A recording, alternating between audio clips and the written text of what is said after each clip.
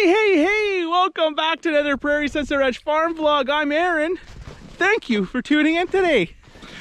Well, we are out of the cold snap. It is nice out today. About -5 Celsius, sure beats that -36 Celsius.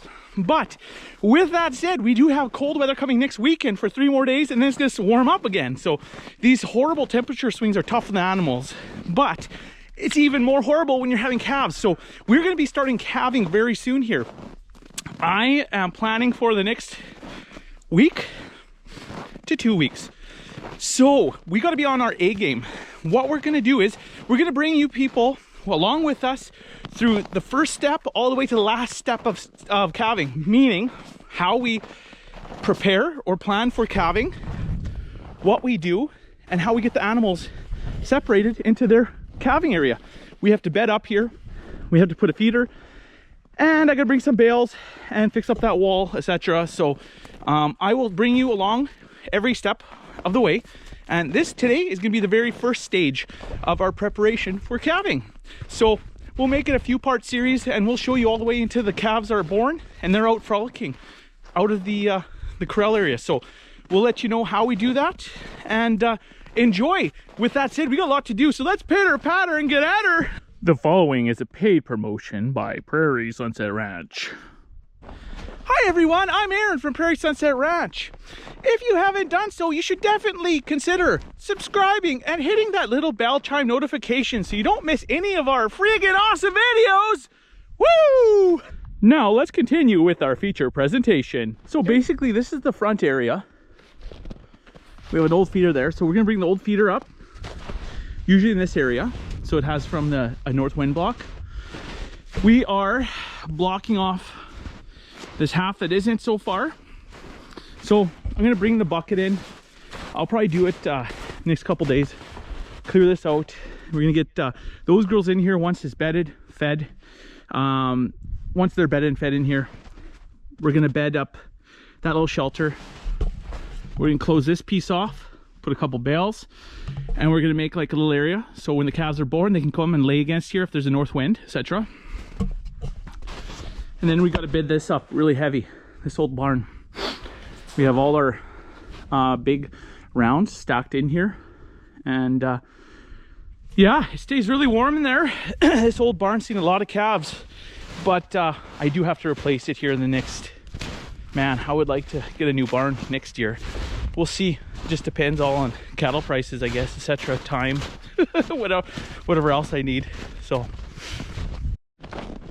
the first step is to not leave the gate open like a fool.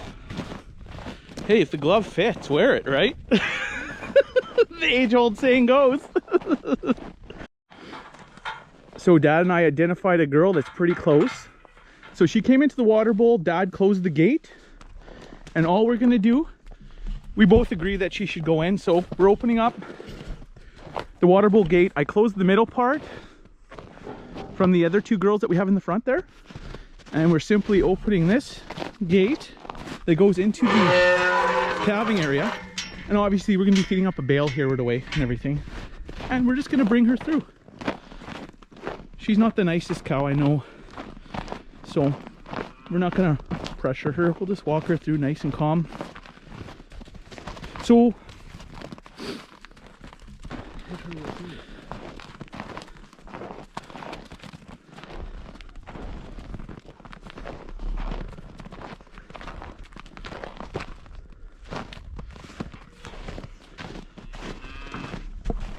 Dad and I discussed it. She's not going to calve tonight or in the next few days. So you know what? We're actually just going to let her be with her buddies. So we'll put her in so she has some company. And then we're probably going to set this up today. But like I said, probably a week out. Maybe 2 weeks. But when the weather drops, when you get those low pressure systems, etc., cows like to drop them.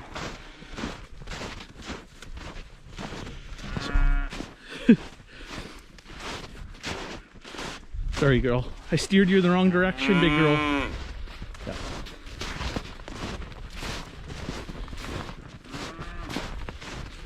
So, really relaxed way of doing it. We don't want to run her. We don't want her worked up. We just want her to go. So we'll put her with these other two girls. They got a nice bale going. And they have everything. And that'll give us time to set this up today, this area. So.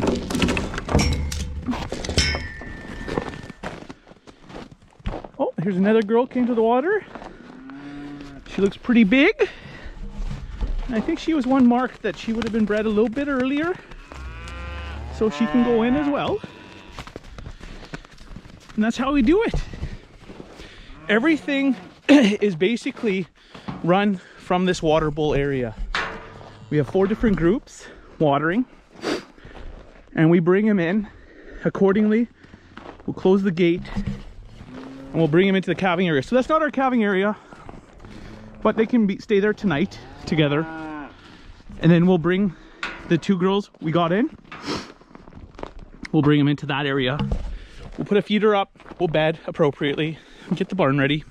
And hey, then we're ready to give her Swan River with the calves. So I'm just going to explain to you what we're looking for animals that we're pulling out of the group. Because that's how we do it. We pull the animals out of the group before they calve. So Dad and I usually do it together. If Dad's not around, I do it, vice versa. So we both look for the same thing. So here, for these girls, this girl started bagging up. She bagged up real quick for us. It was surprisingly quick. And this other girl, she bagged up. She had nothing a few days ago, and then she bagged up. So we know she's getting ready to calve. The one we had marked, we knew she was bred a little earlier, but there's one more out in the group that we got to get that we do know she's closer. Dad and I expect, from what Dad said, he's a little better at this than me, he said around 10 days away probably.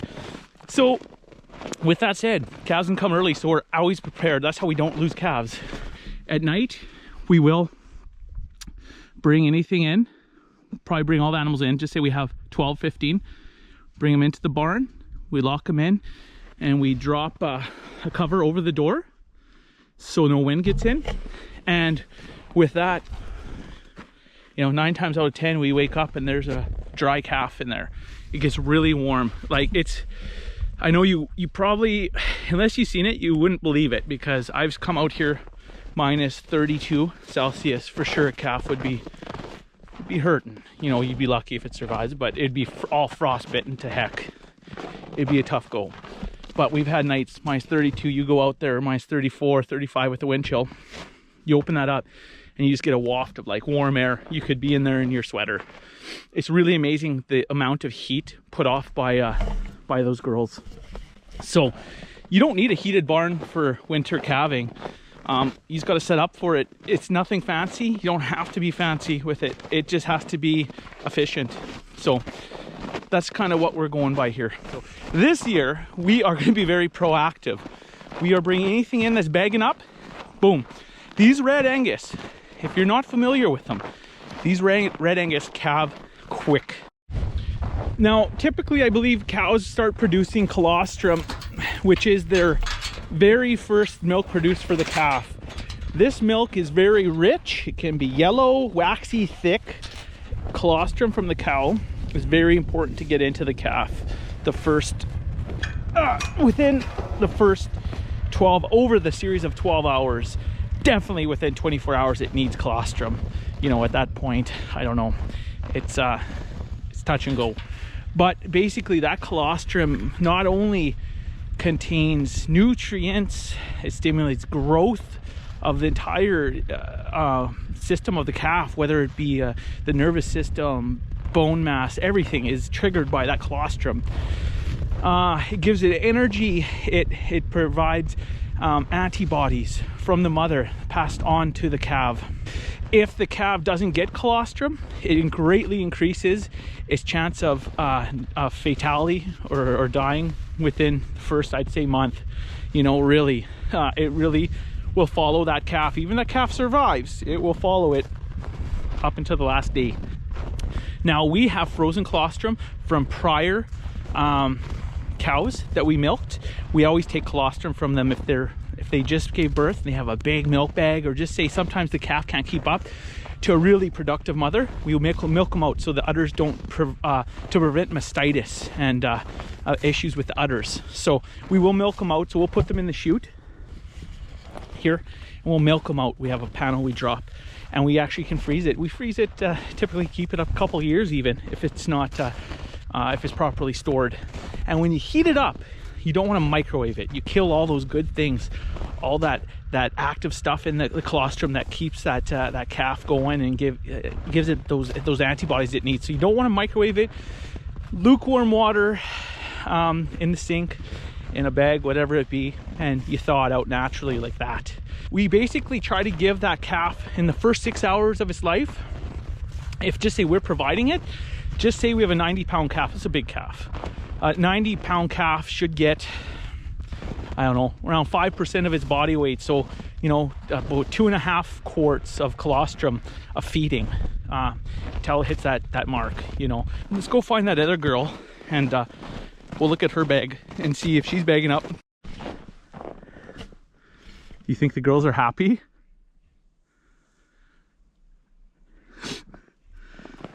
When you walk out and you hear and see this, best part of the day. They are happy. Things look really calm and content out here right now. They're like in the milder weather. Yeah, there's some big girls here. This girl. Ooh. This might even be our girl. I think that is our girl. That's the girl I was talking about. She's huge. See her milk starting to fill out in her bag. Flopping around. Nipples fill up. Yeah, some of these red Angus, they don't fill up. You got to really look closely. Some of them don't fill up. It's not obvious to the untrained eye sometimes. I had a lot of trouble picking up on that, but now I can pick it out pretty good. But it took a lot of practice. For example, this girl's far away from calving. You can tell she doesn't have much of a bag. So like that would be a girl. She's pretty far out yet. She's gonna be a later calver. You can tell. She's younger too. No bag.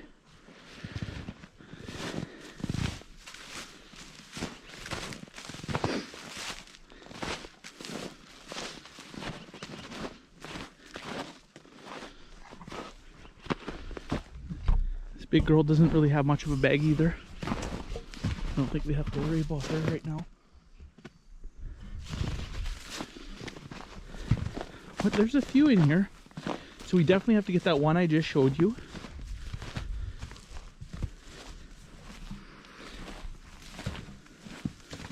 The nipples look soft, but she's starting to bag up here. Once those nipples start firming up with milk, you know they're close. So we'll get that girl in. We'll have to do it tomorrow. I saw her leaving the water when we got those other two in, which we got the other two in. Those were the two we wanted to get in.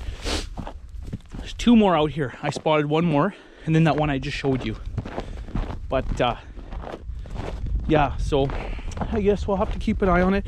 What I'll probably do before dark today, we will close the water bowl off. Then that way, when we come out first thing in the morning, check the water bowl, we'll open it up, just let her in. And that's how we handle the animals in the winter. It's really stress-free. Oh, look at this. Must have fell off the tractor. Damn twine.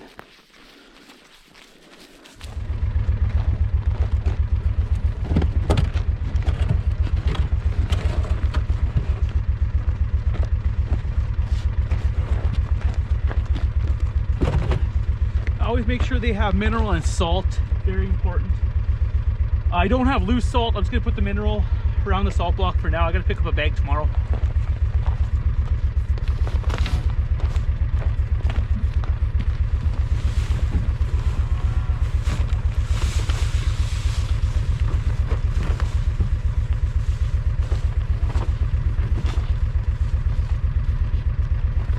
this is a 1-to-1 beef mineral, no salt added.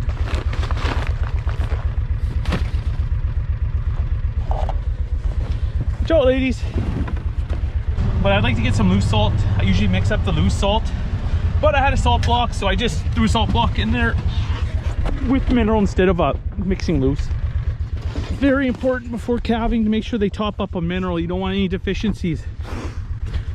If the mother's fed really poor, doesn't have the proper nutrition, vitamins, minerals in them, you're gonna have issues. The colostrum's gonna be crappy, and it just won't provide everything it needs to the calf.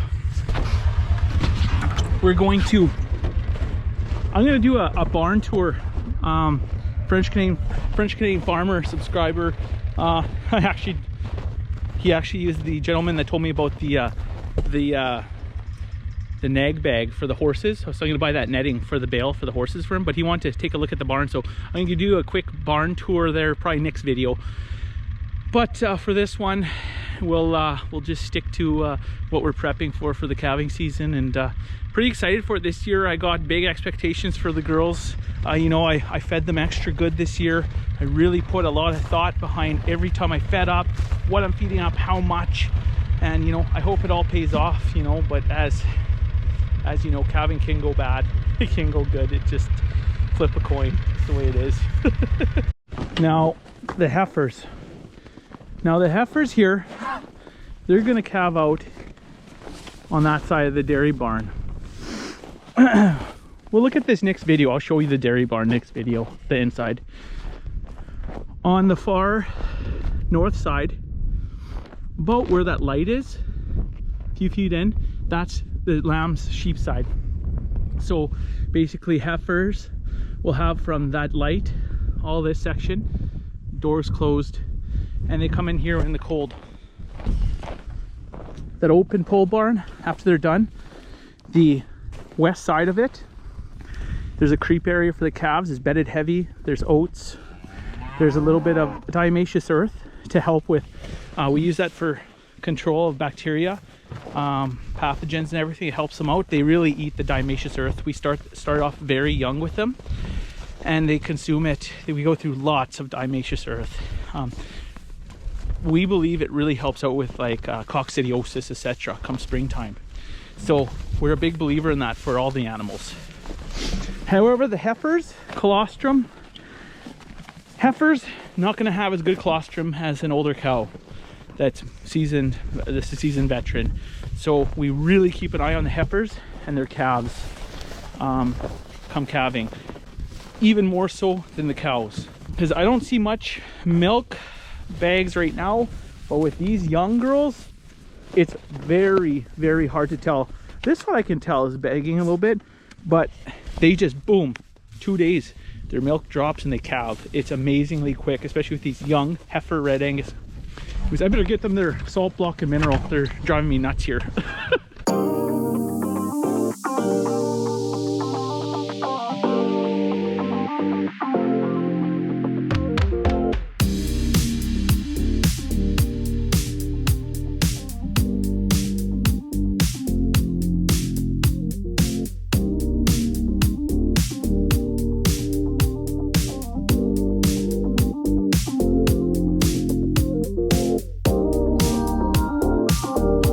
Heifers, I have to say this year, the heifers are very, very tame. I don't know what it is, but this year's heifers, exception, this is my one girl, she's not so tame. Pointy ears, I'm gonna have to keep my eye on her. She's a little squirrely. Well, thank you for tuning in to another Prairie Sunset Ranch farm vlog. This is Aaron signing off. We will see you next weekend with an all new farm video. Stay safe, stay healthy. Cheers until next time. Bye for now.